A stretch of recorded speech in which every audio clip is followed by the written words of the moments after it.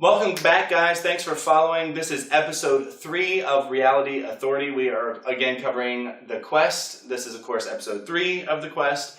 If you're following along at home on both shows, we really appreciate it and hope that you enjoy this one. I think the first thing we wanted to talk about was the new introduction. They seem to be whittling down the very first half of it. What do you think? They totally abbreviated it. I didn't notice it at first, but yeah. Yeah. I mean, we know the producers are watching this, so keep taking our advice. You're doing an excellent job. What did you think of the first challenge? You mean the scrolls and looking for the recipe? Yeah. So I kind of got the sense that since there was that preliminary challenge in addition to the main challenge, it seemed like the only reason that would feasibly be there was if there was some kind of branching narrative, like we had suspected previously, where maybe if they had failed at the first challenge, they wouldn't know until later, and then the queen would die. It seemed a little easy, like they were just matching up lists. So I don't know how difficult it was, and if it was difficult, they didn't really lead us on that path. And yeah, I had the same thought, like if they had messed up, would the queen have died, and if so, what would have happened afterward? There's been a lot of little things throughout the show that kind of hint at a branching narrative, but to this point it wasn't enough to really sell me on the idea that it might actually be happening. But after this episode, I'm feasibly confident that it might be. And the question remains, should we as a viewer already know that? Should it be more obvious than it is? Because again, we go back, if this competition had been really difficult, maybe it would have been more obvious. How awesome was that hag? She was absolutely grotesque in all of the best ways. She was a fantastic actress. I was totally sold. What color was her hair? I don't remember. I think it was tufts. She had tufts of hair and 3 teeth. Her voice acting was... Oh my god, it was so good. It was pretty spot on. Yeah. And I liked how, I don't know if this was an oversight in the directing, but she kind of said leave me alone and go do your thing and leave me in peace at her little, what do you call it? Hut? I don't know. Latrine. Oh my god. Because it was a little outhouse. And then she kind of appeared at the challenge, kind of watching them. Right. Well, maybe she was just not in the mood, and then she got lonely. Yeah, okay. I'm sure she gets lonely pretty often. Yeah, looking like that. With bad breath and all. They even went through the olfactory senses. They sold that. I don't know if you're noticing at home, we sure are, that there's strategies evolving. So, obviously, I think Christian was ahead of the game. He's already gained a bunch of friends. And we saw the results of that tonight, right? So a lot of people, I think, stood behind him because they were afraid of what they would do if they didn't have his vote. One of the things we talked about wasn't happening in previous episodes, where people were kind of voting based on who they really thought should be there, as opposed to voting on who is an easier target than them. Right. I think that kind of just got thrown out the window by Letitia and Lena this episode, basically just coming out and saying, yeah, we voted to keep Christian because, to keep ourselves safe, because the odds of him going into another face challenge are higher. Are they weaker players, Letitia and Lena? Are they more afraid they're playing defensively, or is it a smart, brave thing to do, trying to get themselves further in the game? At this point, they definitely have not stood out, by their own merit at this point. Right. I mean, Lena's nice. Yeah. But that's about it for those two. So, yeah, right. I agree. After week 1, we absolutely loved Christian. We loved his enthusiasm. We loved everything about him. We'll get into our opinions of him later. But, you take him, and then we love Jim, I think. We loved Jim. And, of course, Bonnie speaks for herself. So this bottom 3 was the worst. The worst. It was so bad. Because, frankly, there aren't that many likable characters, I think, actually. I don't know. I think more than half the cast is likable for me. I have a smaller patience for most people, because I don't agree. I thought there were 3 or 4 that I'm kind of rooting for, and 2 of the 3 were in the bottom 3, and 1 very recently I was pulling for, so that was tough. That was really tough. As a student of reality shows, we understand, and I think you would too at home if you think about it, most reality shows have this kind of schematic. So you have it starts off slow, it builds up very quickly to some kind of challenge or some kind of event. It dies off. There's a middle part. There's another like big spike, another big event or something, and at the very end, someone goes home. So you have this big drop off again. So it's this kind of camel shape. And Dan was noticing, and I think I'll pitch it over to him, but the pacing in this show seems to be, and of course we're talking about the quest, the pacing in the quest seems to be a lot different. The first episode I don't think ended on a cliffhanger, but the second episode definitely did.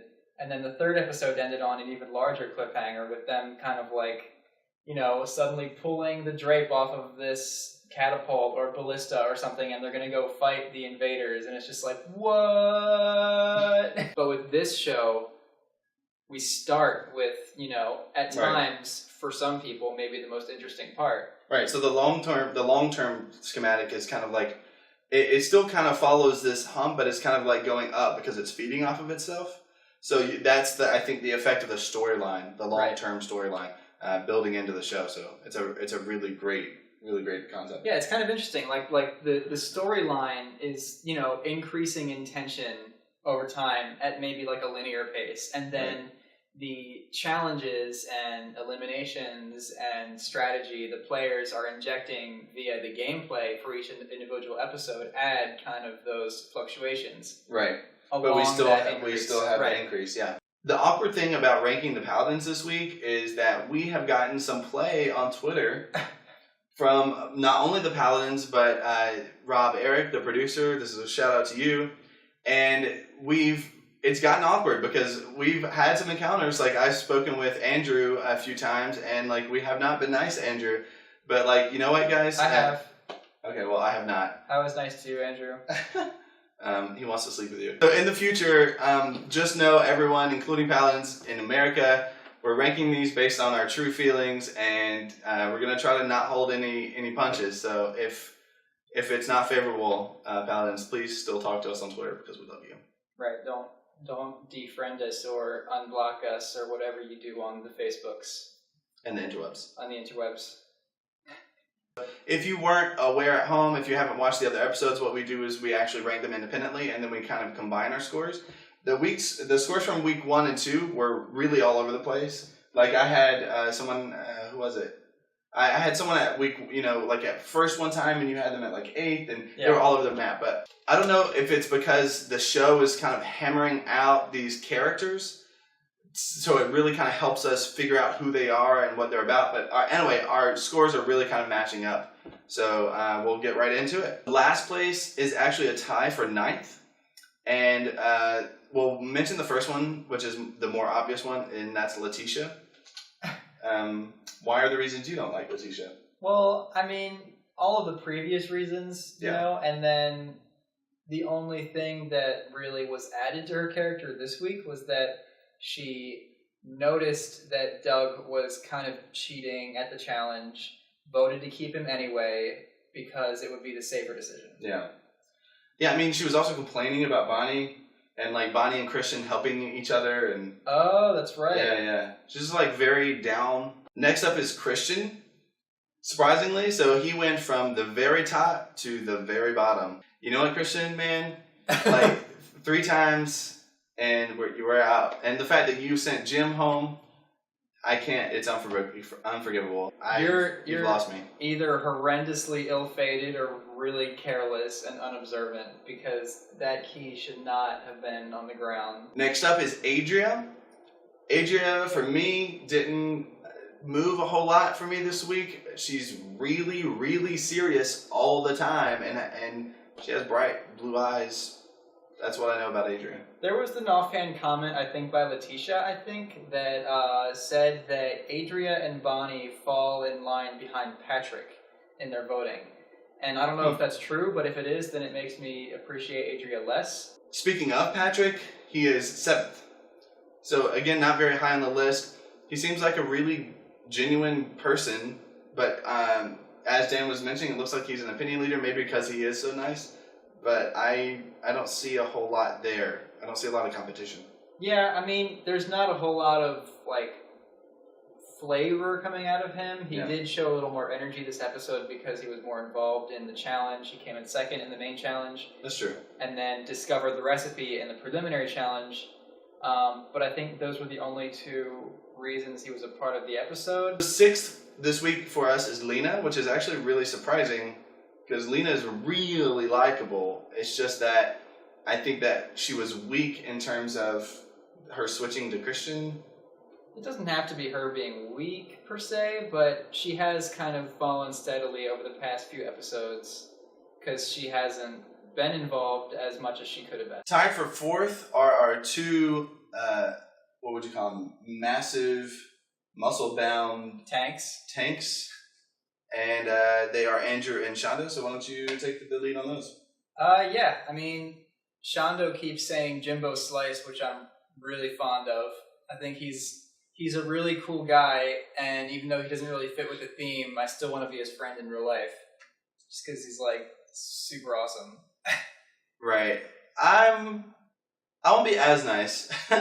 Like, he's nice, and I agree, like, he's fun to watch, and he seems like a nice person. I can tell you get on my nerves in real life. Have you ever noticed his volume? Shonda's volume is, like, level 10 when it should be level 5. I'm just like, whoa, bro. Yeah, he has an outdoor voice, and, like, a way outdoor voice. Yeah. So, and Andrew, Shut up. I mean, Andrew's super hot, and he seems really cool. Like, he's good at competitions. He didn't do much to win me. I mean, he won the competition, which was cool. It was kind of awkward for me that Andrew, who is someone to me is probably the least involved in the storyline, won a competition, like, saved the queen, and it was just kind of like... And got the mark of wisdom. Yeah. As our barbarian. Yeah. No further comment on that one. But he did get the chance to correct his previous mistake when he addressed the queen as my lady in the last episode by saving the queen from sure death and then saying Your Majesty by her bedside. Our long-lost, beloved Jim, you ranked third this week. We hardly knew ya. We'll miss you. You were one of my favorites. I hate that you went home. You didn't deserve it. This is the first week that I'm really torn up. I'm torn up that someone left. Yeah. At least he handled the whole situation well, and it wasn't, like, super awkward for me like it would have been if he had totally broken down. Which I kind of expected him to, sort of, because I knew how much it meant to him. And he was holding back tears. I don't know if you guys noticed, but his lip quivered right at the very end. He was upset. I mean, I would be. Yeah. Last week's first place is this week's second place. Jasmine didn't really do a whole lot to lose us. She kept up her, sensibilities in terms of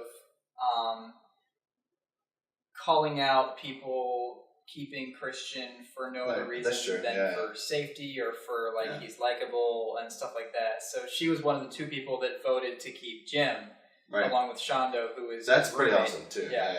And I think that she sees the game more clearly than a lot of the others. Like, she's really intelligent. She should have gotten the mark of wisdom. Yeah, totally. Absolutely. Out of all of them, I would choose her. Yeah. Mm-hmm. And our first place, of course, is Bonnie. Man, that girl, she's smart. She plays the game. She's totally into the fantasy. She wrote her own song and featured on the episode. Like, you can't beat that. My jaw hit the floor. Like, is she actually doing this right now? She's, making herself a part of the plot. So, full disclosure, Bonnie and I have gotten a little close on Twitter, where we've become friends, and shout out to you, Miss Bonnie. And, I kind of already knew about the song, but I had no idea it was going to be on that episode. So that is awesome. So, absolutely loved it. Bonnie, if you make a CD, please let us know. We'll be the first to buy it. Bonnie is super cool on Twitter. You should find her. She's really awesome. And much love. I'm about to be replaced. No. So that is episode 3 of The Quest encapsulated. I think that we both really enjoyed it. We can't wait for next week, which is actually a few days from now. Just to let you know, I went for my birthday over the weekend, so we were busy. Had a great time. Hope you enjoyed the episode. Yeah. And we'll see you in a few days. See ya! Bye!